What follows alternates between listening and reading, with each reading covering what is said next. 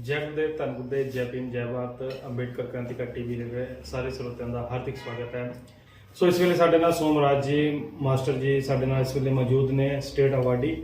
तो ਇਹਨਾਂ ਨਾਲ ਗੱਲਬਾਤ ਕਰਨ ਜਾ ਰਹੇ ਆ। ਕੀ ਕਹਿੰਦੇ ਆ ਸੰਤ ਰਾਮਾਨੰਦ ਮਹਾਰਾਜ ਜੀ ਦੇ ਬਾਰੇ ਕੀ ਕਹਿਣਾ ਚਾਹੁੰਦੇ ਆ, ਤੇ ਉਹਨਾਂ ਦੇ ਜੋ ਅਕਸਰ ਇਹਨਾਂ ਦੇ ਨਾਲ ਰਹੇ ਆ, ਸੰਤਾਂ ਦੇ ਨਾਲ, ਤੇ ਡੇਰੇ ਆਉਣੇ ਜਾਣੇ ਕਾਫੀ ਸੀਗੇ, ਉਹਨਾਂ ਨਾਲ ਕਾਫੀ ਪਿਆਰ ਸੀਗਾ, ਤੇ ਸਾਡੇ ਨਾਲੋਂ ਵੱਧ ਕੇ ਇਹਨਾਂ ਨੇ ਉਹਨਾਂ ਨਾਲ ਸੰਤਾਂ ਨਾਲ ਟਾਈਮ ਜਿਹੜਾ ਬਤਾਇਆ, ਤੇ ਕੁਝ ਜਿਹੜੀਆਂ ਨੌਲੇਜ ਦੀਆਂ ਗੱਲਾਂ, ਕੁਝ ਜਿਹੜੀਆਂ ਸਾਨੂੰ ਨਹੀਂ ਪਤਾ ਜਾਂ ਸਾਡੇ ਸਰੋਤਿਆਂ ਨੂੰ ਨਹੀਂ ਪਤਾ, ਉਹਨਾਂ ਤੱਕ ਪਹੁੰਚਾਉਣ ਦੀ ਅਸੀਂ ਕੋਸ਼ਿਸ਼ ਕਰਾਂਗੇ।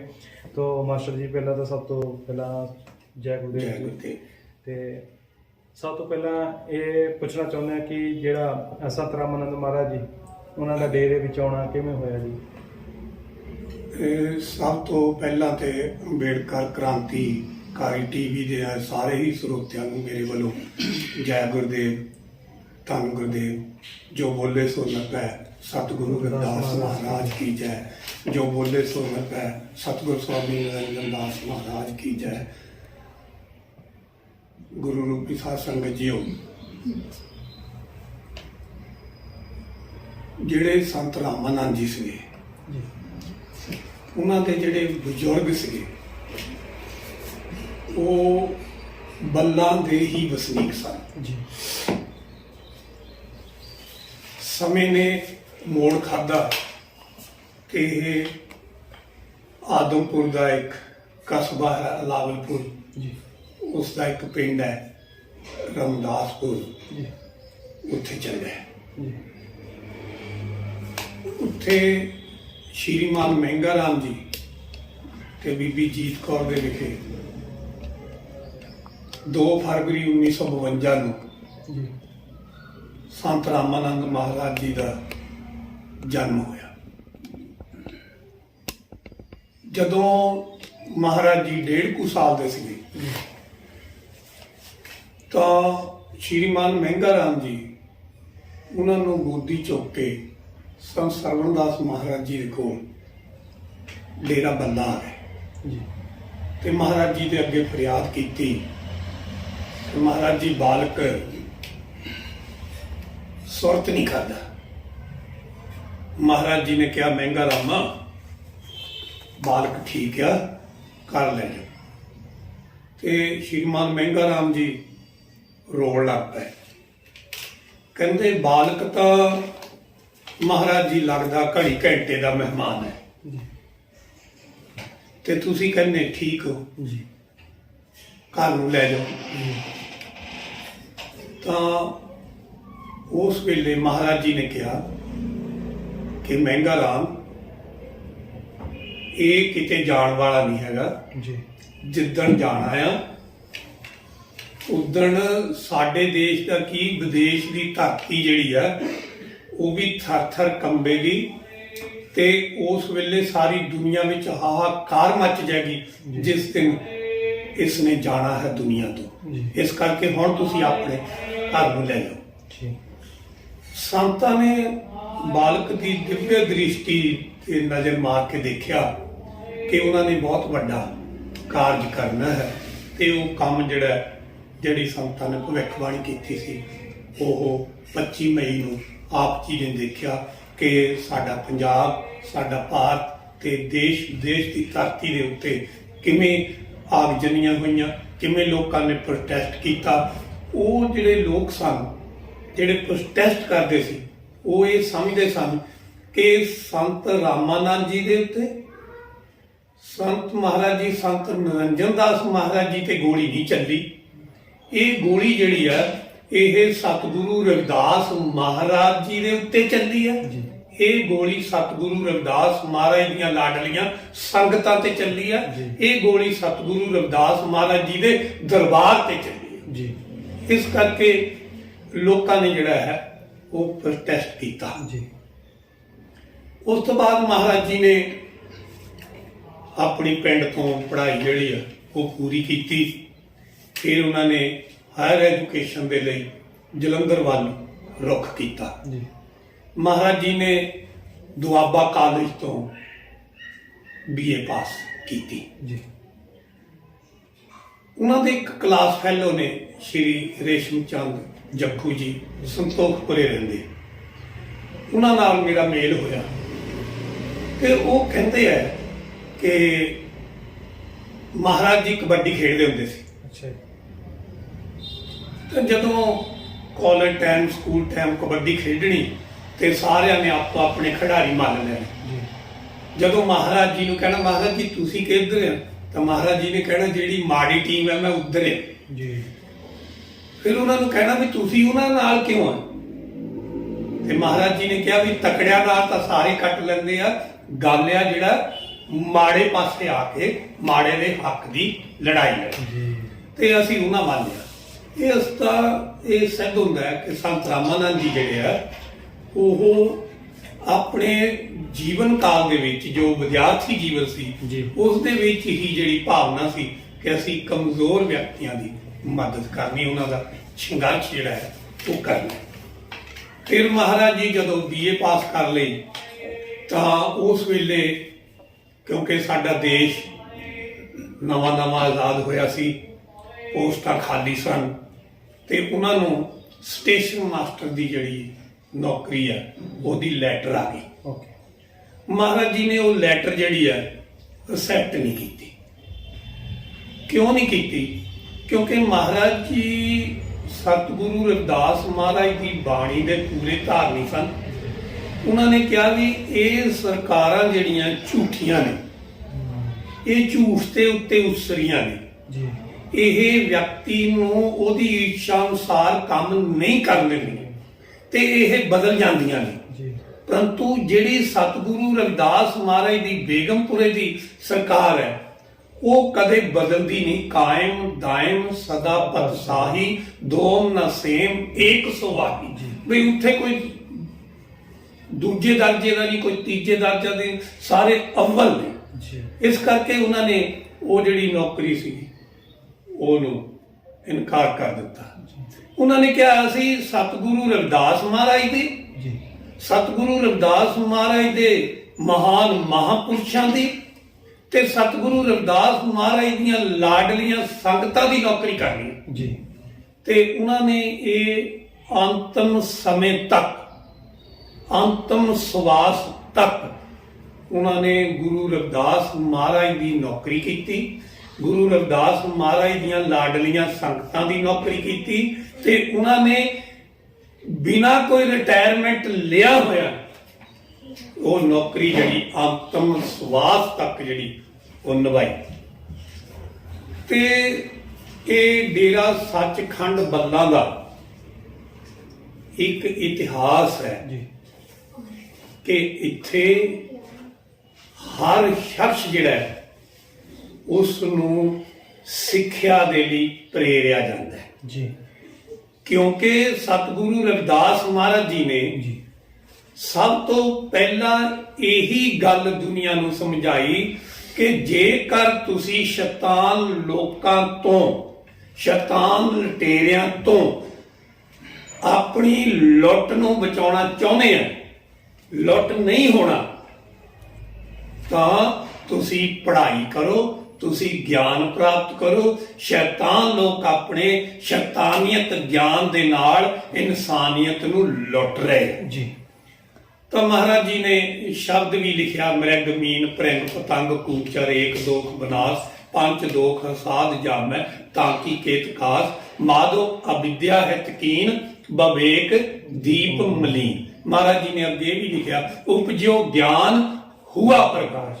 ਤਾਂ ਸਭ ਤੋਂ ਪਹਿਲਾਂ ਮਨੁੱਖ ਨੂੰ ਗਿਆਨ ਪ੍ਰਾਪਤ ਕਰਨਾ ਚਾਹੀਦਾ ਹੈ। ਜੀ।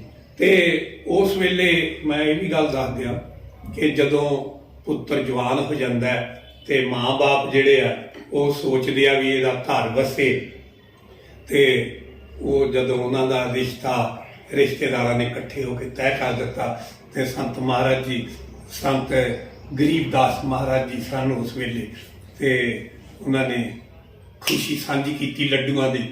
ਤੇ ਫਿਰ ਸੰਤ ਗਰੀਬਦਾਸ ਮਹਾਰਾਜ ਜੀ ਨੇ ਸੰਤ ਸਰਵਣਦਾਸ ਮਹਾਰਾਜ ਜੀ ਦੇ ਜਿਹੜੇ ਵਿਚਾਰ ਸੀਗੇ ਵੀ ਜਿਹਨੇ ਆਉਣਾ ਉਹ ਤੇ ਕੇਵਲ ਸਤਿਗੁਰੂ ਰਵਿਦਾਸ ਮਹਾਰਾਜ ਜੀ ਉਹਦੀਆਂ ਲਾਡਲੀਆਂ ਸੰਗਤਾਂ ਦੀ ਸੇਵਾ ਕਰੇ, ਉਹ ਆਪਣੇ ਗ੍ਰਹਿ ਦੀ ਨਾ ਕਰੇ। ਤਾਂ ਉਹਨਾਂ ਨੇ ਫਿਰ ਕਿਹਾ ਵੀ ਮਹਿੰਗਾ ਰਾਮਾ ਖੁਸ਼ ਹੋ ਛੱਕ ਹੋ ਜਾ, ਪਰ ਇਹ ਕਿਹੜਾ ਰਿਸ਼ਤਾ ਰਹਿਣਾ ਹੈ। ਤੇ ਉਹ ਫਿਰ ਰਿਸ਼ਤਾ ਹੋਇਆ ਨਹੀਂ, ਧੁਰ ਨਹੀਂ ਚੜਿਆ ਜੀ। ਜੀ 1973 ਦੀ ਇਹ ਗੱਲ ਹੈ। ਤੇ ਮਹਾਰਾਜ ਜੀ ਫਿਰ ਪੱਕੇ ਤੌਰ ਤੇ ਡੇਰਾ ਸੱਚਖੰਡ ਬੱਲਾ ਵਿਖੇ ਆਏ। ਜੀ ਇੱਥੇ ਆ ਕਰਕੇ ਪਹਿਲਾਂ ਜਿਵੇਂ ਨਵੇਂ ਜਾਂਦੇ ਤੇ ਉੱਥੇ ਝਾੜੂ ਬਹਾਰ ਦੀ ਸੇਵਾ ਹੁੰਦੀ ਹੈ। ਫਿਰ ਉਸ ਤੋਂ ਬਾਅਦ ਹੌਲੀ ਹੌਲੀ ਮਹਾਰਾਜ ਦੀ ਪ੍ਰਤਿਭਾ ਜਿਹੜੀ ਸੀ ਉਹ ਜ਼ਿਆਦਾ ਸੀ, ਉਹ ਜ਼ਿਆਦਾ ਪੜ੍ਹੇ ਲਿਖੇ ਸੀਗੇ। ਫਿਰ ਉਹਨਾਂ ਨੇ ਗੀਤ ਦੀ ਸੰਗੀਤ ਦੀ ਜਿਹੜੀ ਆ ਉਹ ਸਿੱਖਿਆ ਗ੍ਰਹਿਣ ਕੀਤੀ। ਤੇ ਸੰਤ ਰਾਮਾਨੰਦ ਜੀ ਕੀਰਤਨ ਦੇ ਧਨੀ ਸਨ, ਸੁਰਾਂ ਦੇ ਸਮਰਾਟ ਸਨ। ਤੇ ਉਹ ਹਰ ਇੱਕ ਜਿਹੜਾ ਕੋਈ ਵੀ ਵਿਅਕਤੀ ਹੈ ਜਿਹੜਾ ਵਿਦਵਾਨ ਹੈ ਜੀ ਉਹਦੀ ਉਹ ਸੰਗਤ ਮਾਣ ਕੇ ਬਹੁਤ ਖੁਸ਼ ਹੁੰਦੇ ਸਨ। ਤੇ ਇਸੇ ਕਰਕੇ ਸੰਤ ਰਾਮਾਨੰਦ ਜੀ ਦੇ ਕੋਲ ਹਰ ਇੱਕ ਵਿਅਕਤੀ ਦੇ ਪ੍ਰਸ਼ਨ ਦਾ ਉੱਤਰ ਸੀ, ਕਿਉਂਕਿ ਉਹ ਹਮੇਸ਼ਾ ਹੀ ਵਿਦਵਾਨਾਂ ਵਿੱਚ ਰਹਿੰਦੇ ਸਨ। ਜੀ ਧਰਮਪਾਲ ਸਿੰਘਲ ਜੀ ਜਿਨ੍ਹਾਂ ਨੇ ਸ੍ਰੀ ਗੁਰੂ ਰਵਿਦਾਸ ਮਹਾਰਾਜ ਦੀ ਬਾਣੀ ਦੇ ਉੱਤੇ ਬਹੁਤ ਸਾਰੇ ਸਟੂਡੈਂਟਾਂ ਨੂੰ PhD ਕਰਾਈ। ਜੀ ਡਾਕਟਰ ਪ੍ਰੋਫੈਸਰ ਜਸਵੀਰ ਸਿੰਘ ਸਾਬਰ ਜੀ ਜਿਹੜੇ ਗੁਰੂ ਰਵਿਦਾਸ ਚੇਅਰ ਦੇ ਚੇਅਰਪਰਸਨ ਰਹੇ। ਜੀ ਪ੍ਰੋਫੈਸਰ ਗੁਰਨਾਮ ਸਿੰਘ ਜੀ ਮੁਕਤਸਰ, ਜੀ ਸ਼੍ਰੀ ਰਾਮ ਅਰਸ਼ ਜੀ ਜੋ ਪਬਲਿਕ ਰਿਲੇਸ਼ਨ ਵਿੱਚੋਂ ਡਿਪਟੀ ਡਾਇਰੈਕਟਰ ਰਿਟਾਇਰ ਹੋਏ। ਅਜਿਹੇ ਜਿਹੜੇ ਵਿਦਵਾਨ ਸੀਗੇ ਜੀ ਉਹ ਮਹਾਰਾਜ ਜੀ ਦੀ ਸੰਗਤ ਵਿੱਚ ਰਹਿੰਦੇ ਸੀਗੇ। ਤੇ ਸਾਰੇ ਹੀ ਜਿਹੜੀ ਵਿਦਵਤਾ ਸੀ ਹਰ ਵਿਸ਼ੇ ਦੇ ਉੱਤੇ ਜੀ। ਮਹਾਰਾਜ ਜੀ ਹਾਸਲ ਕਰਦੇ ਸੀ ਤੇ ਉਹਨਾਂ ਨਾਲ ਸਾਂਝ ਜਿਹੜੀ ਸੀ ਉਹ ਪੱਕੀ ਕਰਦੇ ਸੀਗੇ। ਜੀ ਮਹਾਰਾਜ ਜੀ ਗਾਉਣ ਵਾਲਿਆਂ ਦਾ, ਪ੍ਰਚਾਰਕਾਂ ਦਾ, ਸਟੇਜ ਸਕੱਤਰਾਂ ਦਾ ਬਹੁਤ ਹੀ ਜ਼ਿਆਦਾ ਮਾਣ ਸਨਮਾਨ ਕਰਦੇ ਸੀ। ਜੇਕਰ ਡੇਰੇ ਵਿਖੇ ਸੰਤ ਨਰਿੰਦਰ ਦਾਸ ਮਹਾਰਾਜ ਜੀ ਗੱਦੀ ਨਸ਼ੀਨ, ਧੰਨ ਧੰਨ ਡੇਰਾ ਐਕਸਪਰਟ ਸੰਤ ਸਰਵਣ ਦਾਸ ਮਹਾਰਾਜ ਜੀ ਸੱਚਖੰਡ ਬੱਲਾ, ਮਹਾਰਾਜ ਜੀ ਦੇ ਦਰਸ਼ਨਾਂ ਨੂੰ ਜੇ 1000 ਵਿਅਕਤੀ ਜਾਂਦਾ ਹੈ ਜੀ ਤੇ ਸੰਤ ਰਾਮਾਨੰਦ ਜੀ ਦੇ ਕੋਲ ਕੇਵਲ 3 ਜਾਂ 4 ਹੀ ਪ੍ਰਾਣੀ ਪਹੁੰਚਦੇ ਸੀਗੇ, ਕਿਉਂਕਿ ਉਹਨਾਂ ਦਾ ਤੇਜ ਪ੍ਰਤਾਪ ਇੰਨਾ ਸੀਗਾ। ਉਹ ਉਹਨਾਂ ਦੇ ਸਾਹਮਣੇ ਉਹਨਾਂ ਦੇ ਪ੍ਰਸ਼ਨਾਂ ਦਾ ਉੱਤਰ ਨਹੀਂ ਸੀ ਦੇ ਸਕਦੇ ਜਿਹੜੇ ਜਾਂਦੇ ਸੀਗੇ, ਤੇ ਉਹਨਾਂ ਦਾ ਉਹ ਸਾਹਮਣਾ ਨਹੀਂ ਸੀ ਕਰ ਸਕਦੇ ਸੰਤ ਰਾਮਾਨੰਦ ਜੀ ਦਾ। ਉਹ ਐਨੇ ਵਿਦਵਾਨ ਸੀਗੇ। ਇਸ ਕਰਕੇ ਉਹ ਫਾਲਤੂ ਸਮਾਂ ਜਿਹੜਾ ਆ ਫਾਲਤੂ ਲੋਕਾਂ ਨੂੰ ਨਹੀਂ ਸੀ ਦਿੰਦੇ। ਇਸੇ ਤਰ੍ਹਾਂ ਡਾਕਟਰ ਭੀਮ ਰਾਓ ਵੀ ਜਿਹੜੇ ਆ ਉਹ ਫਾਲਤੂ ਲੋਕਾਂ ਨੂੰ ਆਪਣੇ ਕੋਲ ਨਹੀਂ ਸੀ ਆਉਣ ਦਿੰਦੇ। ਉਹ ਕਹਿੰਦੇ ਸਾਡੇ ਕੋਲ ਨਾ ਖਾਣ ਲਈ ਸਮਾਂ, ਨਾ ਸਾਡੇ ਕੋਲ ਗਵਾਉਣ ਲਈ ਸਮਾਂ, ਕਿਉਂਕਿ ਜ਼ਿੰਦਗੀ ਥੋੜੀ ਹੈ, ਕੰਮ ਜ਼ਿਆਦਾ ਹੈ। ਇਸ ਕਰਕੇ ਸੰਤ ਰਾਮਾਨੰਦ ਮਹਾਰਾਜ ਜੀ ਜਿਹੜੇ ਨੇ ਉਹ ਸਾਡੀ ਕੌਮ ਦੇ ਇੱਕ ਪੂਰਨ ਵਿਦਵਾਨ ਸੰਤ ਸੀਗੇ। ਮੈਨੂੰ ਉਹਨਾਂ ਦੇ ਨਾਲ ਸੰਤ ਸੰਮੇਲਨਾਂ ਦੇ ਵਿੱਚ ਜਾਣ ਦਾ ਮੌਕਾ ਮਿਲਿਆ। ਸਭ ਤੋਂ ਜ਼ਿਆਦਾ ਸਾਡੇ ਸਮਾਜ ਨੂੰ ਜੇ ਦੇਣ ਹੈ ਸੰਤ ਰਾਮਾਨੰਦ ਮਹਾਰਾਜ ਜੀ, ਉਹਨਾਂ ਦੀ ਦੇਣ ਇਹੀ ਹੈ ਕਿ ਉਹਨਾਂ ਨੇ ਕਿਹਾ ਸੰਤਾਂ ਮਹਾਂਪੁਰਸ਼ਾਂ ਨੂੰ ਆਪਣੇ ਡੇਰੇ ਛੱਡ ਕੇ ਸਾਨੂੰ ਸਮਾਜ ਦੇ ਵਿੱਚ ਜਾ ਕੇ ਗੁਰੂ ਰਵਿਦਾਸ ਮਹਾਰਾਜ ਦੀਆਂ ਜਿਹੜੇ ਉਪਦੇਸ਼ ਆ, ਉਹਨਾਂ ਦੀਆਂ ਸਿੱਖਿਆਵਾਂ, ਉਹਨਾਂ ਦਾ ਜਿਹੜਾ ਪ੍ਰਚਾਰ ਤੇ ਪ੍ਰਸਾਰ ਆ, ਉਹ ਡੇਰੇ ਦੀਆਂ ਹੱਦਾਂ ਤੋਂ ਬਾਹਰ ਕੱਢ ਕੇ ਸਮਾਜ ਵਿੱਚ ਜਾਣਾ ਚਾਹੀਦਾ।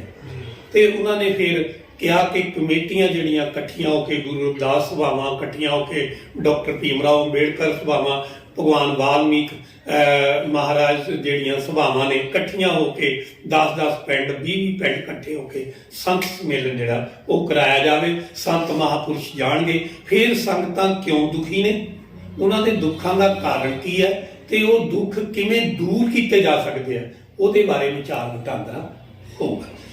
ਤੇ ਸੰਤ ਮਹਾਰਾਜ ਜੀ ਦੇ ਨਾਲ ਮੈਨੂੰ ਸਟੇਜ ਸਕੱਤਰ ਹੋਣ ਦਾ ਮਾਣ ਹਾਸਲ ਹੈ। ਮੈਨੂੰ ਪਤਾ ਹੈ ਕਿ ਇੱਕ ਵਾਰ ਫਲੋਰ ਪ੍ਰੋਗਰਾਮ ਸੀਗਾ ਤੇ ਸਟੇਜ ਸੈਕਟਰੀ ਨੇ ਮੈਨੂੰ ਮੇਰਾ ਨਾਮ ਬੋਲ ਦਿੱਤਾ ਬਈ ਇਸ ਸ਼ਬਦ ਤੋਂ ਬਾਅਦ ਮਾਸਟਰ ਜੀ ਬੋਲਣਗੇ। ਤੇ ਜਦੋਂ ਨਾਮ ਬੋਲਿਆ ਤੇ ਉਸ ਵੇਲੇ ਮਹਾਰਾਜ ਜੀ ਨੇ ਕੋਈ ਗੱਲ, ਮੰਤਰੀ ਸਾਹਿਬ ਉੱਥੇ ਬੈਠੇ ਸੀ, ਉਹਨਾਂ ਦੀ ਹਾਜ਼ਰੀ ਵਿੱਚ ਉਹਨਾਂ ਨੂੰ ਰਿਲਾਈਜ਼ ਕਰਾਉਣਾ ਸੀ ਵੀ ਤੁਹਾਨੂੰ ਇੱਕ ਗੁਰੂ ਰਵਿਦਾਸ ਮਹਾਰਾਜ ਜੀ ਦੇ ਪ੍ਰਤੀ ਇੱਕ ਲੈਟਰ ਤੁਹਾਡੇ ਕੋਲੋਂ ਮੰਗ ਕੀਤੀ ਸੀ, ਉਹ ਤੁਹਾਡੇ ਕੋਲੋਂ ਸੇਵਾ ਨਹੀਂ ਸੀ ਹੋਈ, ਉਹ ਰਿਲਾਈਜ਼ ਕਰਾਉਣਾ ਸੀਗਾ। ਇਸ ਕਰਕੇ ਮਹਾਰਾਜ ਜੀ ਨੇ ਕਿਹਾ ਵੀ ਸਾਨੂੰ ਟਾਈਮ ਮਾਸਟਰ ਜੀ ਤੋਂ ਪਹਿਲਾਂ ਦੇ ਦਿਓ। ਤੇ ਉਹ ਸਟੇਜ ਸੈਕਟਰੀ ਨੇ ਨਾਮ ਬੋਲਿਆ ਤੇ ਮਹਾਰਾਜ ਜੀ ਨੇ ਸਟੇਜ ਸੈਕਟਰੀ ਨੂੰ ਬੁਲਾਇਆ ਤੇ ਉਹਨਾਂ ਨੂੰ ਦੱਸਿਆ ਵੀ ਮੈਨੂੰ ਪਹਿਲਾਂ ਟਾਈਮ ਦੇ ਦਿਓ। ਮਹਾਰਾਜ ਜੀ ਸਟੇਜ ਦੇ ਉੱਤੇ ਆਏ, ਆ ਕੇ ਸਭ ਤੋਂ ਪਹਿਲਾਂ ਸਟੇਜ ਸੈਕਟਰੀ ਤੋਂ ਖਿਮਾ ਜਾਚਨਾ ਕੀਤੀ ਕਿ ਤੁਸੀਂ ਮਾਸਟਰ ਜੀ ਦਾ ਨਾਮ ਬੋਲਿਆ ਸੀ, ਪਰੰਤੂ ਅਸੀਂ ਸਮਾਂ ਲੈ ਲਿਆ ਜੀ। ਕੋਈ ਹੈ ਸੰਤ ਜਿਹੜਾ ਸਟੇਜ ਸੈਕਟਰੀ ਤੋਂ ਮਾਫੀ ਮੰਗੇ? ਅੱਜ ਤੱਕ ਮੈਂ ਕਦੇ ਨਹੀਂ ਦੇਖਿਆ। ਤੇ ਸਟੇਜ ਸੈਕਟਰੀ ਦੇ ਗਲ ਪੈਂਦੇ ਜਿਹੜੇ ਆ ਉਹ ਬਹੁਤ ਦੇਖਿਆ, ਮੇਰੇ ਗਲ ਪੈਂਦੇ ਵੀ ਮੈਨੂੰ ਕਿਉਂ ਟਾਈਮ ਨਹੀਂ ਦਿੱਤਾ। ਉਸ ਤੋਂ ਬਾਅਦ ਫਿਰ ਉਹਨਾਂ ਨੇ ਮੇਰੇ ਕੋਲੋਂ ਖਿਮਾ ਮੰਗੀ ਵੀ ਮਾਸਟਰ ਜੀ ਦੇ ਟਾਈਮ ਤੋਂ ਅਸੀਂ ਉਹਨਾਂ ਦਾ ਟਾਈਮ ਪਹਿਲਾਂ ਲੈ ਲਿਆ, ਅਸੀਂ ਲੈ ਲਿਆ। ਤਾਂ ਮਹਾਰਾਜ ਜੀ ਨੇ ਆਪਣੀ ਗੱਲ ਜਿਹੜੀ ਹੈ ਉਹ ਕੀਤੀ ਤੇ ਉਹ ਮੰਤਰੀ ਸਾਹਿਬ ਨੇ ਉਸੇ ਵੇਲੇ ਸੰਗਤ ਵਿੱਚ ਖੜੇ ਹੋ ਕੇ ਮਾਫੀ ਮੰਗੀ ਸੀਗੀ ਕਿ ਮਹਾਰਾਜ ਜੀ ਮੇਰੇ ਕੋਲੋਂ ਉਦੋਂ ਗਲਤੀ ਹੋ ਗਈ ਸੀ, ਭੁੱਲ ਹੋ ਗਈ ਸੀ। ਇਹ ਹੁੰਦਾ ਸੰਤ ਜਿਹੜੇ ਬੁੱਧੀਜੀਵੀ ਹੁੰਦੇ ਆ, ਭਾਵੇਂ ਕਿਸੇ ਦੇ ਗੋਡੇ ਲੱਗੇ ਚਾਹੇ ਕਿਸੇ ਦੇ ਗਿੱਟੇ ਲੱਗੇ, ਉਹ ਡਰਦੇ ਨਹੀਂ ਹੈਗੇ ਕਿਉਂਕਿ ਨਿਰਭਉ ਹੁੰਦੇ ਆ, ਨਿਰਵੈਰ ਹੁੰਦੇ ਆ। ਉਹਨਾਂ ਦਾ ਕੇਵਲ ਇੱਕੋ ਇੱਕ ਨਿਸ਼ਾਨਾ ਹੁੰਦਾ ਕਿ ਸਤਿਗੁਰੂ ਰਵਿਦਾਸ ਮਹਾਰਾਜ ਦਾ ਜਿਹੜਾ ਮਿਸ਼ਨ ਹੈ ਉਹ ਪੂਰਾ ਹੋਣਾ ਚਾਹੀਦਾ। ਤੇ ਜਦੋਂ ਮੈਂ ਬੋਲਿਆ, ਇੱਕ ਵਾਕਿਆ ਸੀਗਾ ਕਿ ਪੁਲਿਸ ਆਉਂਦੀ ਹੈ, ਮਹਾਰਾਜ ਜੀ ਖੜੇ ਆ, ਮਹਾਰਾਜ ਜੀ ਪੁੱਛਦੇ ਆ ਕਿ ਸਰਕਾਰ ਨੂੰ ਕਿਉਂ ਭਾਜੜਾਂ ਪਈਆਂ ਹੋਈਆਂ ਵੀ ਕਿਉਂ ਆਉਂਦੀ? ਤੇ ਉਹ ਕਹਿੰਦੇ ਗੁਰੂ ਰਵਿਦਾਸ ਮਹਾਰਾਜ ਜੀ ਨੂੰ ਕਹਿਣ ਲੱਗੀ ਪੁਲਿਸ ਕਿ ਮਹਾਰਾਜ ਜੀ ਤੁਹਾਡੇ ਤੇ ਸ਼ਿਕਾਇਤ ਹੋ ਗਈ, ਪੰਡਤਾਂ ਨੇ ਸ਼ਿਕਾਇਤ ਕਰਤੀ ਕਿ ਤੁਸੀਂ ਤਿਲਕ ਲਗਾਉਂਦੇ, ਤੁਸੀਂ ਸ਼ੰਖ ਵਜਾਉਂਦੇ ਆ ਤੇ ਇਹ ਸਾਡੀਆਂ ਰੀਸਾਂ ਕਰਦੇ। ਜਦੋਂ ਇਹ ਗੱਲ ਹੋਈ ਤਾਂ ਮਹਾਰਾਜ ਜੀ ਨੇ ਕਿਹਾ ਵੀ ਤੁਸੀਂ ਇਹ ਕਿਹੜੀ ਗੱਲ ਹੈ? ਇਹ ਤਾਂ ਮੈਂ ਆਪਣੇ ਅਧਿਕਾਰ ਮੰਗਦਾ ਤੇ ਮੈਂ ਕੋਈ ਐਡੀ ਗੱਲ ਤਾਂ ਨਹੀਂ ਕੀਤੀ। ਫਿਰ ਉਹ ਜਿਹੜੀ ਗੱਲ ਸੀ ਉਹ ਜਿੱਦਾਂ ਬਿਆਨ ਕੀਤੀ ਗੀਤ ਰਾਹੀਂ, ਉਹ ਮੇਰੇ ਤੇ ਵੈਸੇ ਗਾਉਣ ਤੇ ਪਾਬੰਦੀ ਆ, ਫਿਰ ਵੀ ਮੇਰੇ ਤੋਂ ਰਹਿ ਨਹੀਂ ਹੁੰਦਾ। ਹੋਇਆ ਕੀ ਜੇ ਸੰਖ ਵਿੱਚ ਫੂਕ ਮਾਰਤੀ, ਕੋਈ ਬੰਦਾ ਤਾਂ ਨਹੀਂ ਮਾਰਿਆ। ਹੋਇਆ ਕੀ ਜੇ ਸੰਖ ਵਿੱਚ ਫੂਕ ਮਾਰਤੀ, ਕੋਈ ਬੰਦਾ ਤਾਂ ਨਹੀਂ ਮਾਰਿਆ। ਮੱਥੇ ਉੱਤੇ ਤਿਲਕ ਲਗਾ ਲਿਆ, ਕੋਈ ਫਾਂਸੀ ਤਾਂ ਨਹੀਂ ਚਾੜਿਆ। ਉੱਥੇ ਜਕਾਰੇ ਵੱਜਣ ਲੱਗ ਪਏ, ਸਾਰਾ ਪੰਡਾਲ ਜਕਾਰਿਆਂ ਨਾਲ ਗੂੰਜ ਗਿਆ, ਬਲਬਲੇ ਹੋ ਗਈ ਜੀ। ਸੰਤ ਸੰਮੇਲਨ ਸਮਾਪਤ ਹੋਇਆ, ਅਸੀਂ ਉੱਥੇ ਲੰਗਰ ਛਕਣ ਗਏ। ਮੈਂ ਇੱਧਰ ਸਾਹਮਣੇ ਸੀਗਾ, ਮਹਾਰਾਜ ਜੀ ਇੱਧਰ ਸੀਗੇ ਤੇ ਮਹਾਰਾਜ ਜੀ ਕਹਿੰਦੇ ਮਾਸਟਰ ਜੀ ਲੰਗਰ ਛਕ ਕੇ ਜਰਾ ਗੱਲ ਸੁਣ ਕੇ ਜਾਣਾ। ਤੇ ਮੇਰੀ ਜਿਹੜੀ ਅੰਦਰ ਦੀ ਰੋਟੀ ਅੰਦਰ ਰਹਿ ਗਈ, ਬਾਹਰਲੀ ਬਾਹਰ ਰਹਿ ਗਈ, ਹੱਥ ਦੀ ਹੱਥ 'ਚ ਰਹਿ ਗਈ। ਮੈਂ ਕਿਹਾ ਵੀ ਕੋਈ ਗਲਤੀ ਹੋ ਗਈ। ਮੈਂ ਉਸੇ ਵੇਲੇ ਮਹਾਰਾਜ ਜੀ ਕਹਿੰਦੇ ਨਹੀਂ ਲੰਗਰ ਛਕ। ਮੈਂ ਕਿਹਾ ਜਿਹੜਾ ਛਕਿਆ ਉਹ ਵੀ ਬਾਹਰ ਬਾਹਰ ਆਉਣ ਨੂੰ ਕਰਦੇ, ਕੀ ਗਲਤੀ ਹੋ ਗਈ? ਮਹਾਰਾਜ ਜੀ ਕਹਿੰਦੇ ਸਤਿਗੁਰੂ ਰਵਿਦਾਸ ਮਹਾਰਾਜ ਦੀ ਬਾਣੀ ਮੱਖਣਾ ਯਾਦ ਹੈ, ਹਮ ਸਰ ਦੀਨ ਦਿਆਲ ਨਾ ਤੁਮ ਸਰ। ਅਜਿਹੇ ਨਿਮਰਤਾ ਦੇ ਮਾਲਕ ਸਤਿਗੁਰੂ ਰਵਿਦਾਸ ਮਹਾਰਾਜ ਜੀ ਇਹ ਕਹਿ ਸਕਦੇ ਆ ਵੀ ਬੰਦਾ ਤਾਂ ਨਹੀਂ ਮਾਰਿਆ, ਫਾਂਸੀ ਤਾਂ ਨਹੀਂ ਚਾੜਿਆ। ਮੈਂ ਕਿਹਾ ਮਹਾਰਾਜ ਜੀ ਇਹ ਹੁਣ ਫਲੋਰੀ ਗੱਲ ਰਹਿ ਜਾਵੇ, ਗੁਨਾਹਾਂ ਨਹੀਂ ਟੱਪਣੀ ਚਾਹੀਦੀ, ਮੈਂ ਮਾਫੀ ਮੰਗਦਾ ਹੈ। ਜਾਣੀ ਇਹਦਾ ਮਤਲਬ ਹੈ ਕਿ ਗੁਰੂ ਰਵਿਦਾਸ ਮਹਾਰਾਜ ਦੀ ਬਾਣੀ ਉਹਨਾਂ ਦੇ ਮਨ ਵਿੱਚ ਕਿੰਨੀ ਡੂੰਘੀ ਤਰ੍ਹਾਂ ਵਸੀ ਹੋਈ ਸੀਗੀ ਕਿ ਉਹਨਾਂ ਨੇ ਉਸੇ ਵੇਲੇ ਜਿਹੜਾ ਹੈ ਇਸ ਗੱਲ ਨੂੰ ਪਕੜ ਲਿਆ ਕਿ ਮਾਸਟਰ ਗਲਤ ਬੋਲਦਾ ਹੈ। ਉਹ ਕਹਿੰਦੇ ਸਾਨੂੰ ਜੈਲਸੀ ਨਹੀਂ ਹੈਗੀ ਵੀ ਤੁਹਾਡੇ ਤੇ ਜ਼ਿਆਦਾ ਜਕਾਰੇ ਵੱਜੇ ਆ। ਤੁਹਾਨੂੰ ਅਸੀਂ ਤਾਂ ਦੱਸੀ ਆ ਵੀ ਤੁਸੀਂ ਪੜ੍ਹੇ ਲਿਖੇ, ਤੁਹਾਡੇ ਵਿੱਚ ਸੁਧਾਰ ਦੀ ਗੁੰਜਾਇਸ਼ ਹੈਗੀ ਆ, ਤੁਸੀਂ ਸਾਡੇ ਤੋਂ ਬਾਅਦ ਵੀ ਬੋਲਣ ਦੀ ਸਮਰੱਥਾ ਰੱਖਦੇ ਆ। ਇਸ ਕਰਕੇ ਗਲਤੀ ਬਾਰ-ਬਾਰ ਨਾ ਕੀਤੀ ਜਾਵੇ। ਇਹਦੇ ਨਾਲ ਆਪਾਂ ਤੁਹਾਨੂੰ ਪੁੱਛਣਾ ਚਾਹੁੰਦੇ, ਜਿੱਦਾਂ ਸ਼੍ਰੀ ਗੁਰੂ ਰਵਿਦਾਸ ਜਨਮ ਸਥਾਨ ਮੰਦਿਰ ਕਾਂਚੀ ਵਿੱਚ ਬਣਿਆ ਇੱਕ ਅਜੂਬਾ ਬਣਿਆ ਹੋਇਆ, ਹਾਂਜੀ, ਕਿਉਂਕਿ ਸਾਡੇ ਸਮਾਜ ਦਾ ਇੱਕੋ ਹੀ ਇੱਕ ਜਿਹੜਾ ਮੇਨ ਉਹ ਧਾਰਮਿਕ ਸਥਾਨ ਹੈ ਸ਼੍ਰੀ ਗੁਰੂ ਰਵਿਦਾਸ ਜਨਮ ਸਥਾਨ ਮੰਦਿਰ।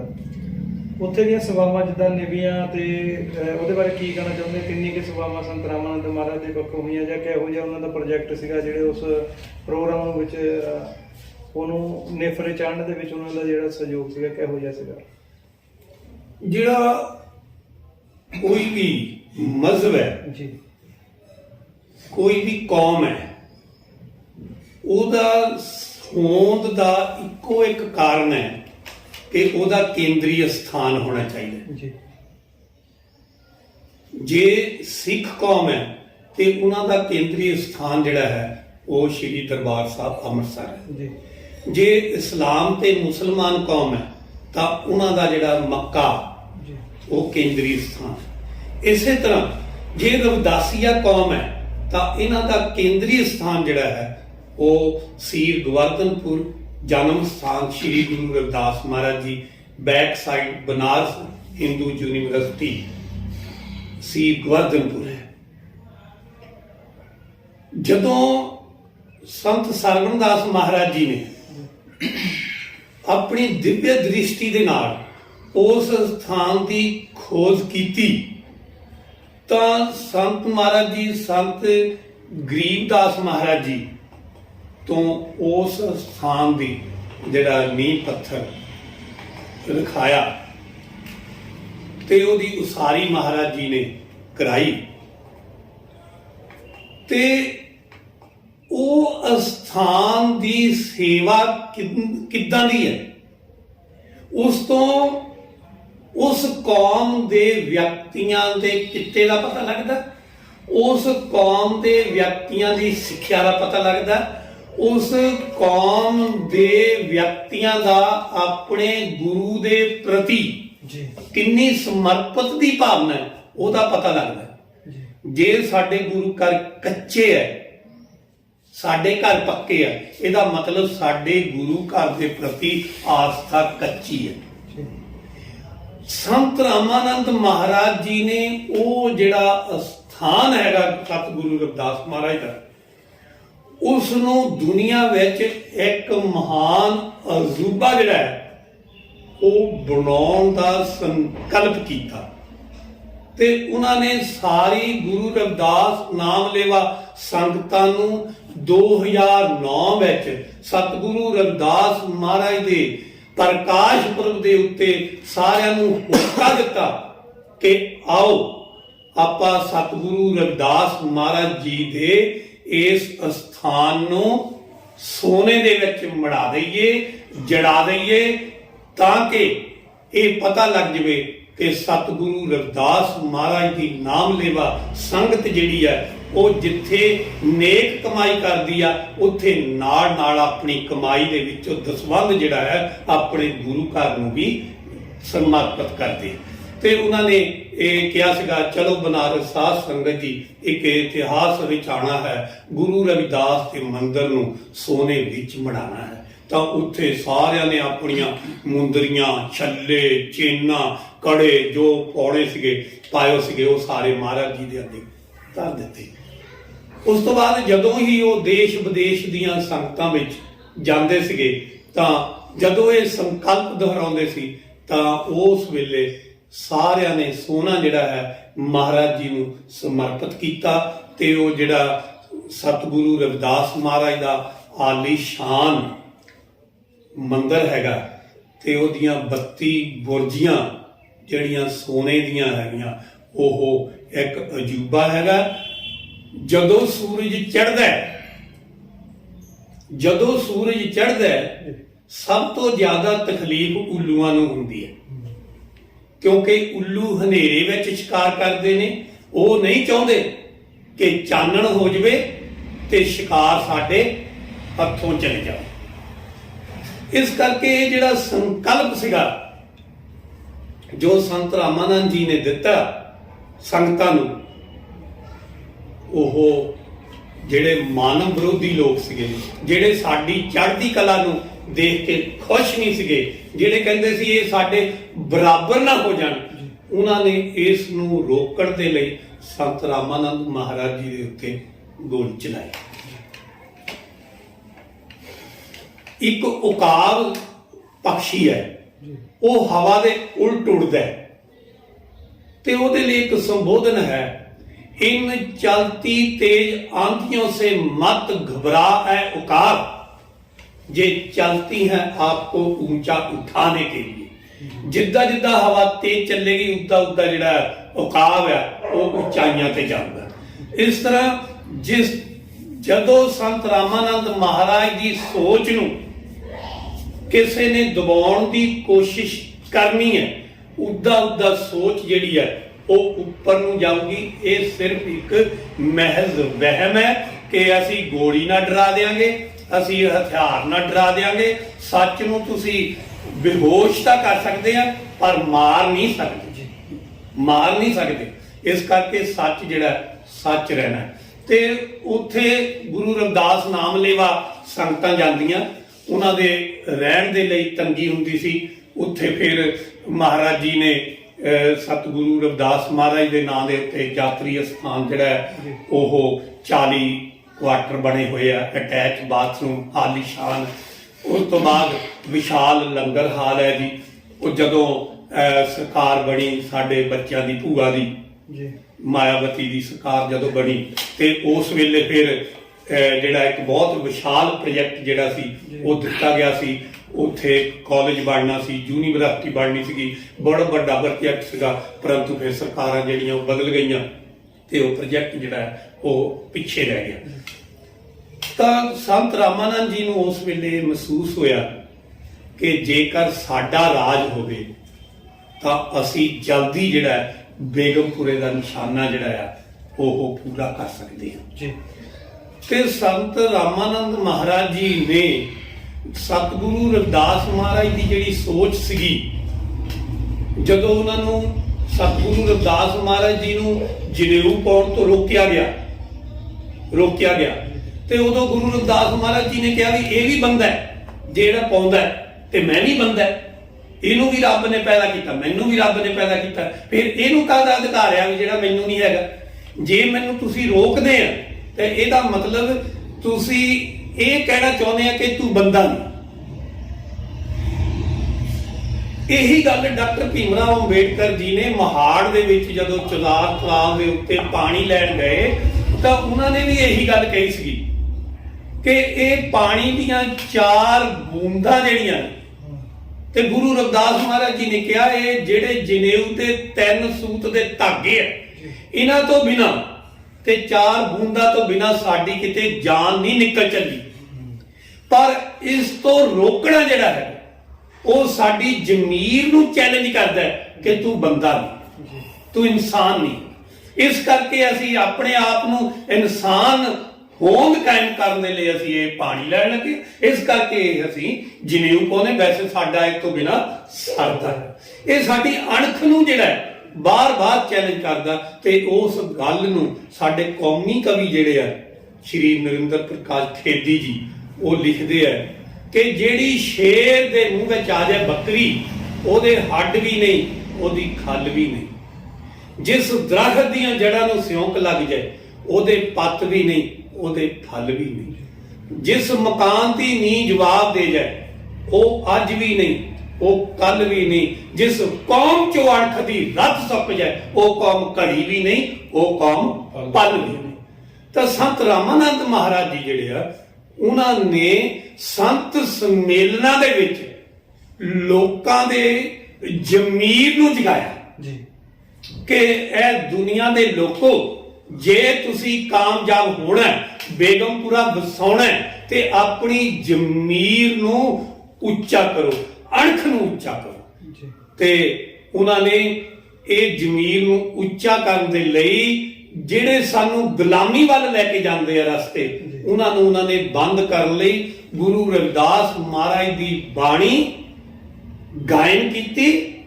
ਉਹਨਾਂ ਨੇ ਆਰਤੀ ਗਾਇਨ ਕੀਤੀ, ਨਾਮ ਤੇਰੂ ਆਰਤੀ ਮਜਨ ਮਰਾਰੇ ਹਰ ਕੇ ਨਾਮ ਬੈਨ ਝੂਠੇ ਸਗਲ ਪਸਾਰੇ। ਕਹਿ ਦੁਨੀਆ ਦੇ ਲੋਕੋ ਇਹ ਕਾਲੇ ਕੱਪੜੇ ਵਿੱਚ ਲਪੇਟੇ ਹੋਏ ਕਾਲੇ ਮਾਂ ਤੇ लाल कपड़े विच लपेटिया होया नारियल चाहे चलदे पानी च सड़ दिओ चाहे खड़े पानी च सड़ दिओ, तुहाडा कोई सवार नहीं बनता, किसी ने सवारना नहीं। जे तुहाडा सवारना है तो गुरु रविदास महाराज की बाणी उत्ते अमल करो, उहदे अनुसार अपनी जीवन शैली जिहड़ी आ वो गुजारो। ਉਹਨਾਂ ਨੇ ਜਿਹੜਾ ਸਾਡੇ ਸਮਾਜ ਦੇ ਵਿੱਚ ਕੁਝ ਅਵੇਸਲਾਪਣ ਹੈ ਉਸ ਨੂੰ ਦੂਰ ਕਰਨ ਦੇ ਲਈ, ਕਿਉਂਕਿ ਸਾਡਾ ਜਿਹੜਾ ਦੁਆਬਾ ਹੈ, ਬੈਸਟ ਦੁਆਬ ਬਿਆਸ ਤੇ ਸਤਲੁਜ ਦੇ ਵਿਚਕਾਰ ਦੀ ਜਿਹੜੀ ਧਰਤੀ ਹੈ, ਇਹਨੂੰ most intelligent area of the world ਕਹਿੰਦੇ ਆ। ਕਿਉਂ? ਕਿਉਂਕਿ ਸਤਲੁਜ ਤੇ ਬਿਆਸ ਦੀਆਂ ਨਦੀਆਂ ਜਿਹੜੀਆਂ ਉੱਪਰੋਂ ਉਪਜਾਊ ਮਿੱਟੀ ਲੈ ਕੇ ਆਉਂਦੀਆਂ ਤੇ ਇੱਥੇ ਵਿਛਾਉਂਦੀਆਂ, ਥੋੜੀ ਮਿਹਨਤ ਦੇ ਨਾਲ ਜ਼ਿਆਦਾ ਅੰਨ ਪੈਦਾ ਹੋ ਜਾਂਦਾ, ਥੋੜੀ ਮਿਹਨਤ ਨਾਲ ਜ਼ਿਆਦਾ ਫਲ ਮਿਲਦਾ। ਭੁੱਖੇ ਦਾ ਧਰਮ ਕੇਵਲ ਰੋਟੀ ਹੁੰਦਾ ਹੈ। ਤੇ ਇਹ ਬੰਦਾ ਜਿਹੜਾ ਹੈ, ਬੈਸਟ ਦੁਆਬ ਦਾ ਬੰਦਾ ਜਿਹੜਾ ਹੈ, ਇਹ ਥੋੜੀ ਮਿਹਨਤ ਕਰਕੇ ਜ਼ਿਆਦਾ ਰੋਟੀ ਕਮਾ ਕੇ ਖਾ ਕੇ ਫਿਰ ਇਹ ਆਪਣੇ ਸਤਿਗੁਰਾਂ ਦੀ ਸੋਚ ਦੇ ਉੱਤੇ ਪਹਿਰਾ ਦਿੰਦਾ ਹੈ। ਇਸ ਕਰਕੇ ਇਹਨੂੰ most intelligent area of the world ਕਹਿੰਦੇ।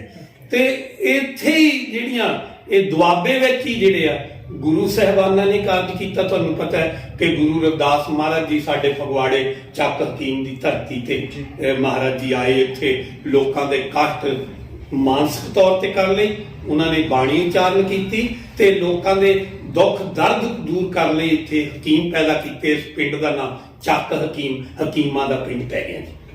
ਤੇ ਇਹ ਮਹਾਰਾਜ ਜੀ ਨੇ ਇੱਥੇ ਜ਼ਿਆਦਾ ਸੰਕਲਪ ਕੀਤਾ। ਡਾਕਟਰ ਭੀਮ ਰਾਓ ਅੰਬੇਡਕਰ ਜੀ ਉਹ ਵੀ ਸਾਡੇ ਦੁਆਬੇ ਦੀ ਧਰਤੀ ਫਲੌਰ, ਡੇਰਾ ਸੰਤ ਬ੍ਰਹਮਦਾਸ ਜੀ, ਅਕਲਪੁਰਾ ਰੋਡ ਫਲੌਰ, ਤੇ ਸੰਤ ਮਹਾਰਾਜ ਜੀ, ਸੰਤ ਸਰਵਣਦਾਸ ਮਹਾਰਾਜ ਜੀ, ਡੇਰਾ ਸੱਚਖੰਡ ਬੱਲਾ, ਸੰਤਾਂ ਦੇ ਨਾਲ ਡਾਕਟਰ ਭੀਮ ਰਾਓ ਅੰਬੇਡਕਰ ਜੀ ਨੇ ਬਹੁਤ ਗਹਿਰਾ ਅਧਿਐਨ ਕੀਤਾ। ਉਹਨਾਂ ਨਾਲ ਵੱਡੀਆਂ ਵੱਡੀਆਂ ਮੀਟਿੰਗਾਂ ਕੀਤੀਆਂ। ਮਹਾਰਾਜ ਜੀ ਨੂੰ, ਡਾਕਟਰ ਸਾਹਿਬ ਨੂੰ ਮਿਲਣ ਲਈ ਮਹਾਰਾਜ ਜੀ ਦਿੱਲੀ ਵੀ ਜਾਂਦੇ ਰਹੇ ਹਨ, ਕਿਉਂਕਿ ਸੰਤਾਂ ਨੇ ਜਦੋਂ ਜਾਣਾ ਹੁੰਦਾ ਕਿਸੇ ਨੂੰ ਦੱਸ ਕੇ ਨਹੀਂ ਜਾਣਾ ਹੁੰਦਾ ਵੀ ਅਸੀਂ ਕਿੱਥੇ ਚੱਲੇ, ਨਾ ਹੀ ਸੰਤ ਆ ਕੇ ਦੱਸਦੇ ਵੀ ਅਸੀਂ ਕਿੱਥੋਂ ਆਏ। ਇਸ ਕਰਕੇ ਜੇ ਕੋਈ ਕਹੇ ਵੀ ਕਿੱਥੇ ਲਿਖਿਆ, ਇਹ ਅਸੀਂ ਨਹੀਂ ਦੱਸ ਸਕਦੇ, ਪਰੰਤੂ ਸੰਤਾਂ ਨੂੰ ਮਿਲਣ ਡਾਕਟਰ ਸਾਹਿਬ ਆਏ ਬੂਟਾ ਮੰਡੀ, ਤੇ ਸੰਤ ਜਿਹੜੇ ਆ ਡਾਕਟਰ ਸਾਹਿਬ ਨੂੰ ਦਿੱਲੀ ਮਿਲਣ ਗਏ। ਤਾਂ ਡਾਕਟਰ ਸਾਹਿਬ ਜੀ ਨੇ ਸੰਤਾਂ ਨੂੰ ਕਿਹਾ ਕਿ ਮਹਾਰਾਜ ਜੀ ਮੇਰੇ ਹੱਥ ਵਿੱਚ ਕਲਮ ਹੈ ਤੇ ਮੈਨੂੰ ਭਾਰਤ ਦਾ ਸੰਵਿਧਾਨ ਲਿਖਣ ਦੀ ਪੂਰੀ ਤਾਕਤ ਮਿਲੀ ਹੈ, ਤੁਸੀਂ ਦੱਸੋ ਮੈਂ ਇਹਦੇ ਨਾਲ ਕੀ ਲਿਖ ਦਿਆਂ ਜੀ। ਤਾਂ ਉਸ ਵੇਲੇ ਸੰਤਾਂ ਮਹਾਂਪੁਰਸ਼ਾਂ ਨੇ ਕਿਹਾ ਕਿ ਕੌਮ ਦਾ ਸ਼ੇਰਾ ਬੜੀ ਬਹਾਦਰੀ ਕੀਤੀ ਹੈ ਤੇ ਸੰਤਾਂ ਕੋਲ ਉਦਾਂ ਤਾਂ ਕੋਈ ਆਉਂਦਾ ਹੀ ਨਹੀਂ, ਪੜਿਆ ਲਿਖਿਆ, ਕਹਿੰਦਾ ਮੈਨੂੰ ਹੀ ਬਹੁਤ ਅਕਲ ਆ, ਸਦਕੇ ਤੇਰੇ ਤੁਸੀਂ ਸੰਤਾਂ ਨੂੰ ਪੁੱਛਣ ਆਏ ਆ।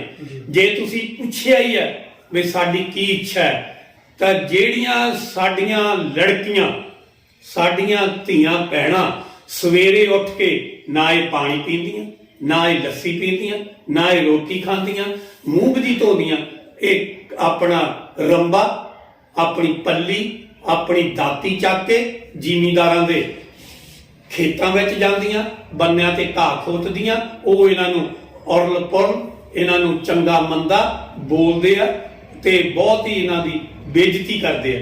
ਮੈਂ ਚਾਹੁੰਦਾ ਕਿ ਇਹਨਾਂ ਨੂੰ ਜੇ ਕੁਰਸੀ ਤੇ ਬਿਠਾ ਦਿਓ ਤੁਸੀਂ, ਸੰਤ ਮਹਾਂਪੁਰਸ਼ ਕਹਿੰਦੇ ਅਸੀਂ ਚਾਹੁੰਦੇ ਆ ਜੇ ਇਹਨਾਂ ਨੂੰ ਤੁਸੀਂ ਕੁਰਸੀ ਤੇ ਬਿਠਾ ਦਿਓ, ਇਹ ਕੁਰਸੀ ਤੇ ਬੈਠ ਕੇ ਸਮਾਜ ਦੀ ਸੇਵਾ ਕਰਨ ਤਾਂ ਅਸੀਂ ਖੁਸ਼ ਹਾਂ, ਅਸੀਂ ਇਹ ਚਾਹੁੰਦੇ ਹਾਂ। ਤਾਂ ਡਾਕਟਰ ਭੀਮ ਰਾਓ ਅੰਬੇਡਕਰ ਨੇ ਆਖਿਆ ਕਿ ਮਹਾਰਾਜ ਜੀ ਮੇਰੇ ਮਨ ਦਾ ਵਹਿਮ ਨਿਕਲ ਗਿਆ। ਮੈਂ ਇਹ ਸਮਝਦਾ ਸੀਗਾ ਕਿ ਪੰਜਾਬ ਦੇ ਸੰਤਾਂ ਨੂੰ ਸੰਗਤਾਂ ਤੋਂ ਮੱਥਾ ਟਿਕਾਉਣ ਦਾ ਵੇਲੇ ਹੀ ਨਹੀਂ ਮਿਲਦਾ, ਪਰ ਮੈਨੂੰ ਇਹ ਪਤਾ ਲੱਗ ਗਿਆ ਕਿ ਤੁਸੀਂ ਮੇਰੇ ਤੋਂ ਵੀ 50 ਸਾਲ ਅੱਗੇ ਦੀ ਸੋਚ ਰਹੇ ਹੋ। ਤਾਂ ਉਸ ਵੇਲੇ ਉਹਨਾਂ ਨੇ ਪ੍ਰਣ ਕੀਤਾ ਸੀਗਾ, ਵਿਸ਼ਵਾਸ ਦਵਾਇਆ ਸੀ, ਮਹਾਰਾਜ ਜੀ ਮੈਂ ਰਹਾ ਨਾ ਰਹਾ, ਪਰ ਉਹ ਦਿਨ ਆਏਗਾ ਇਹ ਸਾਡੇ ਸਮਾਜ ਦੀਆਂ ਧੀਆਂ ਭੈਣਾਂ ਕੁਰਸੀ ਤੇ ਬੈਠ ਕੇ ਸੇਵਾ ਕਰਨੀਆਂ, ਸ਼ਰਤ ਆ ਕਿ ਇਹ ਕੁਰਸੀ ਦੇ ਕਾਬਲ ਹੋਣ, ਪੜ੍ਹਨ ਲਿਖਣ। ਤਾਂ ਉਹ ਡਾਕਟਰ ਸਾਹਿਬ ਦੇ ਉੱਤੇ ਜਿਹੜਾ ਇਹ ਗੱਲ ਕੀਤੀ ਸੀਗੀ, ਉਸ ਨੂੰ ਸੰਤ ਰਾਮਾਨੰਦ ਜੀ ਨੇ ਸਮਾਜ ਦੇ ਅੱਗੇ ਜਿਹੜਾ ਹੈ ਉਹ ਬੇਨਤੀਆਂ ਕੀਤੀਆਂ ਕਿ ਅਸੀਂ ਸਿੱਖਿਆ ਦਾ ਅਧਿਕਾਰ ਡਾਕਟਰ ਸਾਹਿਬ ਤੋਂ ਬੜੀ ਮੁਸ਼ਕਲ ਨਾਲ ਲਿਆ ਤੇ ਤੁਸੀਂ ਇਸ ਨੂੰ ਬੰਨੇ ਲਾਓ, ਤੁਸੀਂ ਉਹਦੇ ਉੱਤੇ ਪਹਿਰਾ ਕਰੋ। ਬੱਚਿਆਂ ਨੂੰ ਪੜਾਓ। ਤੇ ਜਿਹੜੇ ਅਵੇਸਲੇ ਲੋਕ ਆ, ਇੱਕ ਤਾਂ ਅੰਧ ਵਿਸ਼ਵਾਸ ਉਹ ਉੱਥੇ ਅਵੇਸਲੇ ਹੋ ਜਾਂਦੇ ਆ, ਦੂਸਰਾ ਜਿਹੜਾ ਹੈ ਤਾਸ਼ਾਂ ਖੇਡਦੇ ਆ ਪਿੰਡ 'ਚ, ਤਾਸ਼ਾਂ ਖੇਡਦੇ ਆ ਤੇ ਉਹ ਆਲਸ ਦਾ ਕੰਮ ਹੈ, ਹੁੱਕਾ ਪੀ ਜਾਂਦੇ ਸੀਗੇ। ਤਾਂ ਉਹਨਾਂ ਨੂੰ ਮਹਾਰਾਜ ਜੀ ਨੇ ਕਿਹਾ ਕਿ ਨੇਕ ਕਮਾਈ ਜੋ ਕਰੇ ਗ੍ਰਹਿ ਤਜ ਬਣ ਨਾ ਜਾਏ, ਰਵਿਦਾਸ ਹਮਾਰੋ ਰਾਮ ਰਾਏ ਮਿਲਿਓ ਗ੍ਰਹਿ ਮੇ ਆਏ। ਬਈ ਤੁਸੀਂ ਨੇਕ ਕਮਾਈ ਕਰੋ, ਕੰਮ ਕੋਈ ਛੋਟਾ ਨਹੀਂ ਹੁੰਦਾ, ਸੋਚ ਛੋਟੀ ਹੋ ਸਕਦੀ ਆ, ਕੰਮ ਕੋਈ ਛੋਟਾ ਨਹੀਂ ਹੁੰਦਾ, ਇਸ ਕਰਕੇ ਤੁਸੀਂ ਕਮਾਈ ਕਰੋ। ਤੀਸਰਾ ਜਿਹੜਾ ਉਹਨਾਂ ਨੇ ਇਹ ਕਿਹਾ ਕਿ ਇਹ ਲੋਕ ਨਸ਼ਿਆਂ ਵਿੱਚ ਜੁੜੇ ਹੋਏ ਆ, ਤਾਂ ਉਹਨਾਂ ਨੇ ਸਤਿਗੁਰੂ ਰਵਿਦਾਸ ਮਹਾਰਾਜ ਦੀ ਬਾਣੀ ਸੁਰਸਰੀ ਸਲਲ ਕ੍ਰਿਤ ਬਾਰਨੀ ਰੇ ਸੰਤ ਜਨ ਕਰਤ ਨਹੀਂ ਪਾਨਮ, ਕਿ ਗੰਗਾ ਜਲ ਨੂੰ ਬੜਾ ਮਹੱਤਵ ਗਿਣਿਆ ਗਿਆ ਵੀ ਬੜਾ ਪਵਿੱਤਰ ਪਾਣੀ ਹੁੰਦਾ ਹੈ, ਪਰੰਤੂ ਮਹਾਰਾਜ ਜੀ ਨੇ ਕਿਹਾ ਕਿ ਸ਼ਰਾਬ ਭਾਵੇਂ ਗੰਗਾ ਦੇ ਜਲ ਦੀ ਵੀ ਕਿਉਂ ਨਾ ਕੱਢੀ ਹੋਵੇ, ਜਿਹੜੇ ਅੱਛੇ ਲੋਕ ਆ, ਸੱਜਣ ਪੁਰਸ਼ ਨੇ, ਉਹਦਾ ਸੇਵਨ ਨਹੀਂ ਕਰਦੇ। ਤਾਂ ਮਹਾਰਾਜ ਜੀ ਨੇ ਸੰਗਤਾਂ ਨੂੰ ਗੁਰੂ ਰਵਿਦਾਸ ਮਹਾਰਾਜ ਦੀ ਬਾਣੀ ਰਵਿਦਾਸ ਮੁਦਰਾ ਕਿਆ ਪੀਜੀਏ, ਜੋ ਚੜੇ ਚੜੇ ਉਤਰਾਏ ਨਾਮ ਮਹਾਰਸ ਪੀਜੀਏ, ਜੋ ਚੜੇ ਨਾਹੀ ਉਤਰਾਏ, ਜਿਹੜਾ ਹੈ ਉਹ ਮਹਾਰਾਜ ਜੀ ਨੇ ਸਾਰੀਆਂ ਸੰਗਤਾਂ ਨੂੰ ਇਹ ਸੰਤ ਸਮੇਲਨਾਂ ਦੇ ਵਿੱਚ ਕੀਤਾ, ਪ੍ਰਚਾਰ ਪ੍ਰਸਾਰ ਕੀਤਾ। ਸਤਿਗੁਰੂ ਰਵਿਦਾਸ ਮਹਾਰਾਜ ਦੀ ਸਭ ਤੋਂ ਵੱਡੀ ਵਿਚਾਰਧਾਰਾ ਜਿਹੜੀ ਸੀਗੀ ਉਹ ਇਹ ਸੀਗੀ ਕਿ ਸਤ ਸੰਗਤ ਮਿਲ ਰਹੀ ਏ ਮਾਧੋ ਜੈਸੇ ਮਧੁ ਮਖੀਰਾ, ਕਿ ਇਹ ਦੁਨੀਆ ਵਾਲਿਓ, ਜੇ ਤੁਸੀਂ ਸਮਾਜ ਵਿੱਚ ਆਪਣੀ ਹੋਂਦ ਨੂੰ ਕਾਇਮ ਰੱਖਣਾ ਹੈ ਤੇ ਸ਼ਹਿਦ ਦੀਆਂ ਮੱਖੀਆਂ ਵਾਂਗ ਇਕੱਠੇ ਹੋਵੋ। ਸ਼ਹਿਦ ਦੀਆਂ ਮੱਖੀਆਂ ਦੇ ਉੱਤੇ ਦਾਸ ਨੂੰ ਪੰਜਾਬ ਐਗਰੀਕਲਚਰ ਯੂਨੀਵਰਸਿਟੀ ਲੁਧਿਆਣਾ ਤੋਂ 12 ਸਿਲੇਬਸ ਪੜ੍ਹਨ ਦਾ ਮੌਕਾ ਮਿਲਿਆ। ਉਹ ਮੱਖੀਆਂ ਜਿਹੜੀਆਂ ਨੇ ਉਹ 3 ਤਰ੍ਹਾਂ ਦੀਆਂ ਹੁੰਦੀਆਂ, ਇੱਕ ਕਾਮਾ ਮੱਖੀਆਂ ਹੁੰਦੀਆਂ, ਇੱਕ ਰਾਣੀ ਮੱਖੀ ਹੁੰਦੀ ਆ, ਇੱਕ ਨਖੱਟੂ ਮੱਖੀ ਹੁੰਦੀ। ਇਹ ਸਾਰੀਆਂ ਮੱਖੀਆਂ ਰਲ ਕੇ ਕੰਮ ਕਰਦੀਆਂ, ਤੇ ਮਹਾਰਾਜ ਜੀ ਕਹਿੰਦੇ ਵੀ ਇਹ ਜਿਹੜੀਆਂ ਵੱਖਰੀਆਂ ਵੱਖਰੀਆਂ ਜਿਹੜੀਆਂ ਕੰਮ ਵੰਡ ਕੇ ਕੰਮ ਕਰਨ ਵਾਲੀਆਂ ਪਰ ਰਹਿੰਦੀਆਂ ਇੱਕੋ ਥਾਂ, ਇਸ ਤਰ੍ਹਾਂ ਤੁਸੀਂ ਵੀ ਜਿਹੜਾ ਹੈ ਉਹ ਇੱਕੋ ਥਾਂ ਤੇ ਰਹੋ ਤੇ ਇੱਕ ਸਮਾਜ ਦੀ ਵਿਚਾਰਧਾਰਾ ਬਣਦੀ। ਜੇਕਰ ਉਹਦੇ ਵੱਲ ਨੂੰ ਕੋਈ ਉਂਗਲੀ ਕਰਦਾ, ਜਿਵੇਂ ਸ਼ਹਿਦ ਦੀਆਂ ਮੱਖੀਆਂ ਭੁਰਨ ਕਰਕੇ ਉਹਦੇ ਤੇ ਟੁੱਟ ਕੇ ਪੈਂਦੀਆਂ, ਇਸੇ ਤਰ੍ਹਾਂ ਜੇ ਤੁਹਾਡੀ ਏਕਤਾ ਨੂੰ ਕੋਈ ਤੋੜਨ ਦੀ ਗੱਲ ਕਰਦਾ, ਸਮਾਜ ਨੂੰ ਤੋੜਨ ਦੀ ਗੱਲ ਕਰਦਾ, ਤੁਸੀਂ ਉਹਦੇ ਉੱਤੇ ਹਮਲਾ ਕਰੋ, ਆਪਣੀ ਏਕਤਾ ਨੂੰ ਕਾਇਮ ਰੱਖੋ।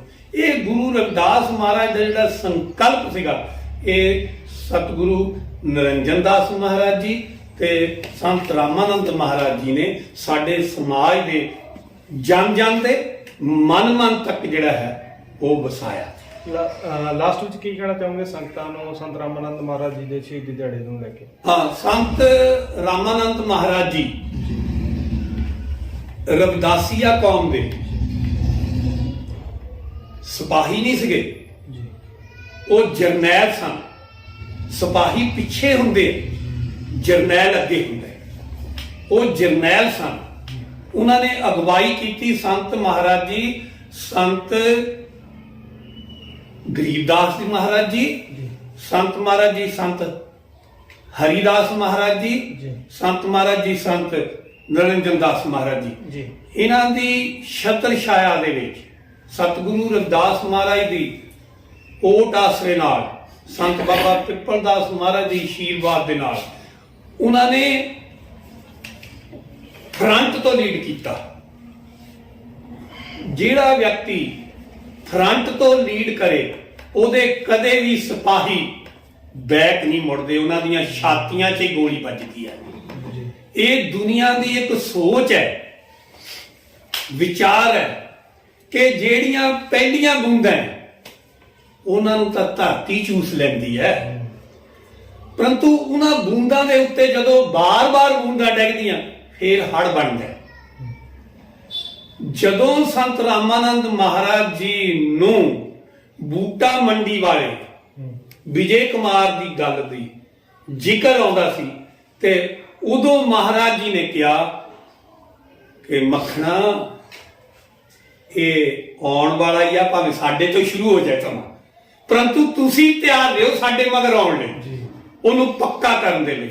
ਤਾਂ ਸੰਤ ਰਾਮਾਨੰਦ ਮਹਾਰਾਜ ਜੀ ਦੀ ਜਿਹੜੀ ਸ਼ਹਾਦਤ ਹੋਈ ਤੇ ਉਸ ਦੇ ਨਾਲ ਜਿਹੜਾ ਉਹਨਾਂ ਨੇ ਰਾਹ ਬਣਾਇਆ, ਉਹਦੇ ਉੱਤੇ ਸ਼੍ਰੀ ਤੇਲੂ ਰਾਮ ਜੀ ਹੁਸੈਨਪੁਰ ਲਾਂਬੜਾ ਜਲੰਧਰ, ਸ਼੍ਰੀਮਾਨ ਵਿਜੇ ਕੁਮਾਰ ਜੀ ਢਿਲਮਾ ਜੀ ਜਲੰਧਰ ਕੈਂਟ, ਸ਼੍ਰੀ ਰਜਿੰਦਰ ਕੁਮਾਰ ਜੀ ਰਾਮਗੜ੍ਹ ਨੰਗਲ ਫਲੌਰ ਜੀ ਤੇ ਸ਼੍ਰੀ ਬਲਕਾਰ ਸਿੰਘ ਜੀ ਖੋਖਰ ਦਵਾਕਰੀ ਮੁਕੇਰੀਆਂ। ਜੀ ਇਹਨਾਂ ਨੇ ਸੰਤ ਮਹਾਰਾਜ ਜੀ ਦੀ ਸ਼ਹਾਦਤ ਦੇ ਮਗਰ ਸ਼ਹਾਦਤ ਦੇ ਕੇ ਉਹ ਜਿਹੜਾ ਸ਼ਹਾਦਤ ਦਾ ਰਸਤਾ ਸੀਗਾ ਉਸ ਨੂੰ ਹੋਰ ਪੱਕਾ ਕਰ ਦਿੱਤਾ। ਦੁਨੀਆ ਦੀ ਸੋਚ ਨੂੰ ਜਿਹੜਾ ਹੈ ਉਹ ਗਲਤ ਠਹਿਰਾ ਦਿੱਤਾ ਵੀ ਪਹਿਲੀਆਂ ਬੂੰਦਾਂ ਜਿਹੜੀਆਂ ਆ ਉਹ ਧਰਤੀ ਚੂਸ ਲੈਂਦੀ ਆ, ਨਹੀਂ ਅਸੀਂ ਰਵਦਾਸੀਆ ਕੌਮ ਜਿਹੜੀ ਆ ਉਹ ਕੁਰਬਾਨੀਆਂ ਦਾ ਹੜ ਲਿਆਉਣ ਵਾਲੀਆਂ ਸੰਗਤਾਂ ਵਿੱਚੋਂ ਨੇ। ਇਹ ਮੈਂ ਆਖਰੀ ਤੁਹਾਡੇ ਨਾਲ ਗੱਲ ਕਰਾਂਗਾ। 20 ਫਰਵਰੀ 1946 ਨੂੰ ਦੋ ਪੱਤਰਕਾਰ ਜੀ ਡਾਕਟਰ ਭੀਮ ਰਾਓ ਅੰਬੇਡਕਰ ਜੀ ਨੂੰ ਮਿਲਣ ਗਏ ਰਾਤ ਦੇ 12:30 ਵਜੇ, ਤੇ ਜਦੋਂ ਉਹਨਾਂ ਨੇ ਦਰਵਾਜ਼ਾ ਖੜਕਾਇਆ ਤੇ ਦਰਵਾਜ਼ਾ ਖੋਲਿਆ ਤੇ ਡਾਕਟਰ ਸਾਹਿਬ ਥੋੜੇ ਜਿਹੇ ਘਟੂ ਸੁਭਾਅ ਦੇ ਸੀਗੇ, ਕਿਉਂਕਿ ਉਹ ਫਾਲਤੂ ਲੋਕਾਂ ਨੂੰ ਨੇੜੇ ਨਹੀਂ ਸੀ ਆਉਣ ਦਿੰਦੇ। ਤਾਂ ਉਹਨਾਂ ਨੇ ਕਿਹਾ ਵੀ ਫਾਲਤੂ ਬੰਦਾ ਸਾਡੇ ਕੋਲ ਆਵੇ ਬਿਨਾ, ਤੇ ਉਹਨਾਂ ਨੇ ਕਿਹਾ ਡਾਕਟਰ ਸਾਹਿਬ ਅਸੀਂ ਤੁਹਾਡਾ ਸਮਾਂ ਲਿਆ, ਤੁਹਾਨੂੰ ਡਿਸਟਰਬ ਕੀਤਾ, ਤੁਸੀਂ ਮਾਈਂਡ ਤਾਂ ਨਹੀਂ ਕੀਤਾ?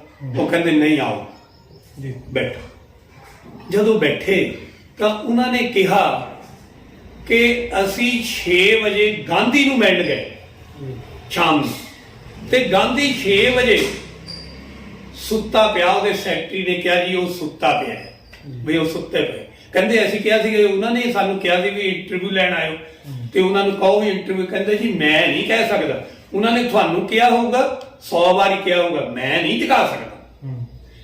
ਫਿਰ ਕਹਿੰਦੇ ਅਸੀਂ ਜਿਹੜਾ ਕਾਇਦੇ ਆਜ਼ਮ ਜਿਨਾਹ ਹੈ ਮੁਹੰਮਦ ਅਲੀ ਜਿਨਾਹ, ਕਹਿੰਦੇ ਉਹਦੇ ਕੋਲ ਚਲ ਗਏ।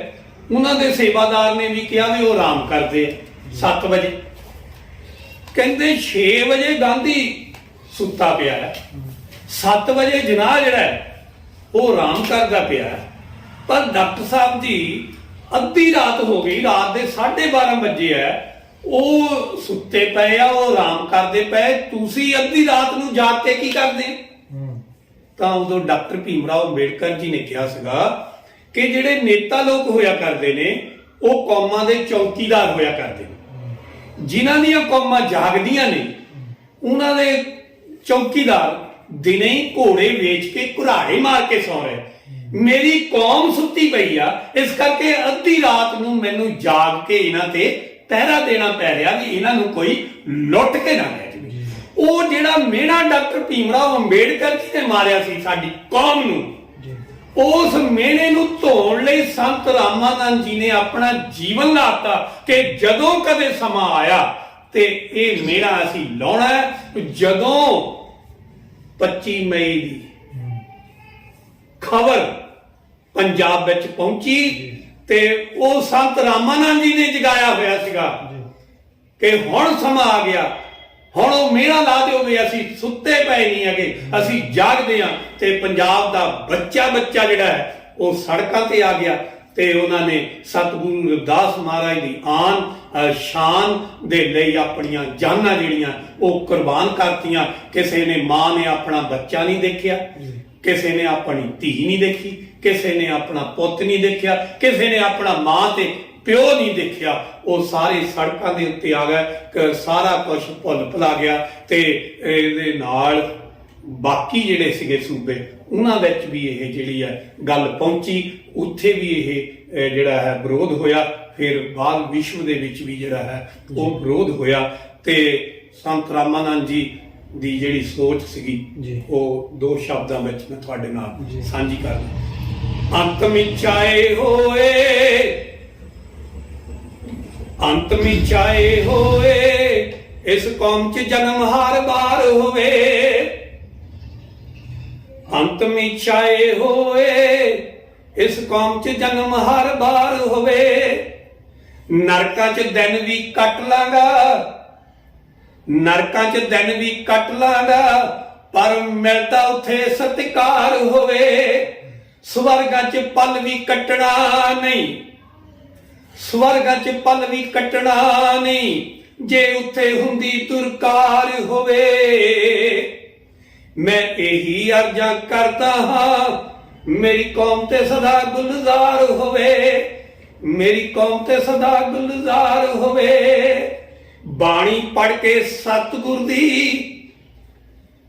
ਬਾਣੀ ਪੜ੍ਹ ਕੇ ਸਤਿਗੁਰ ਦੀ ਇਹ ਬੇਗਮਪੁਰ ਦੇ ਵਾਸੀ ਬਣ ਜਾਵਣਗੇ। ਬਾਬਾ ਸਾਹਿਬ ਦੀ ਸੋਚ ਤੇ ਚੱਲ ਕੇ ਇਹ ਇੱਥੇ ਦੇ ਰਾਜੇ ਬਣ ਜਾਵਣਗੇ। ਜਦੋਂ ਵੀ ਮੇਰਾ ਸਾਹ ਨਿਕਲੇ, ਜਦੋਂ ਵੀ ਮੇਰਾ ਸਾਹ ਨਿਕਲੇ ਉਹਦੇ ਉੱਤੇ ਸਤਿਗੁਰ ਦਾ ਪ੍ਰਚਾਰ ਹੋਵੇ।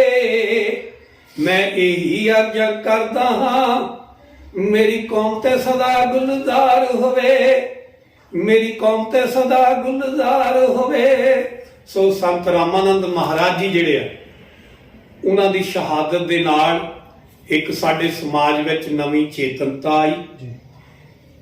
2010 30 ਜਨਵਰੀ ਨੂੰ ਸਤਿਗੁਰੂ ਰਵਿਦਾਸ ਮਹਾਰਾਜ ਜੀ ਦੇ ਗੁਰਪੁਰਬ ਦੇ ਉੱਤੇ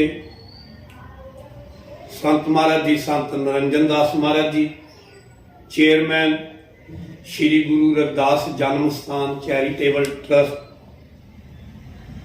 बनारस, वाराणसी, काशी दरबार, उत्तर प्रदेश,